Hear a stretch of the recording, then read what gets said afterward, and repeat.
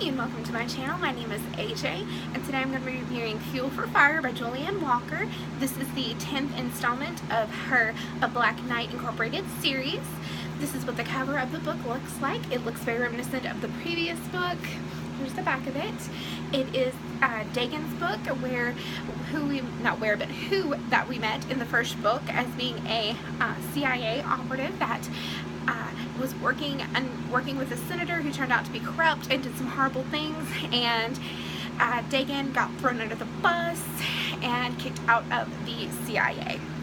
And so fast forward into this book, he's working with a current CIA operative named Chelsea Duvall. She's usually a desk writer. She doesn't do this kind of thing, but she was able to fit in with the current antagonist of the book, which is called the Spider, and she's able to work as the Spider's assistant and try to get information so that the CIA can go after the Spider for international crimes. And so in this book you meet Chelsea, and it's one of the cons of the book that I found is that Walker describes her as a short Kim Kardashian with a pixie cut, and is a mixed African American with a white father and a black mother. And so and she's very light skinned for being mixed, and she describes her curves as Kardashian curves, and which is all good and ready, and I'm cool with that. That's a great descriptive, because Kim is such a everybody knows who Kim Kardashian is for the most part. So for knowing that, you can pretty much picture Chelsea.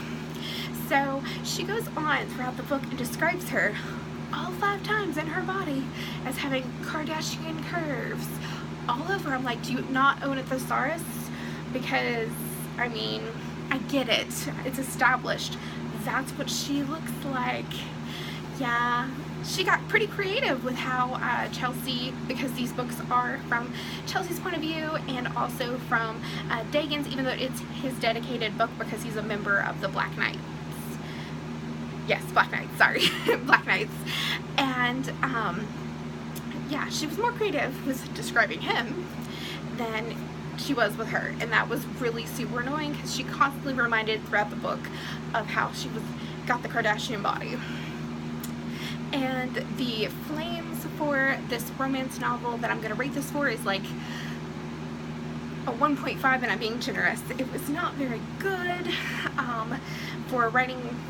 for her particular writing style and the scenes that you normally get. So I didn't really enjoy the romance scenes that much in this book.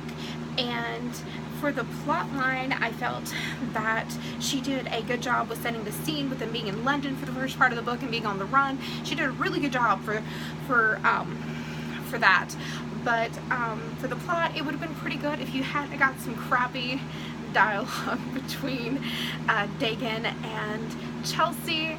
So I would rate this book as being like very generous at being a 3 out of 5 stars.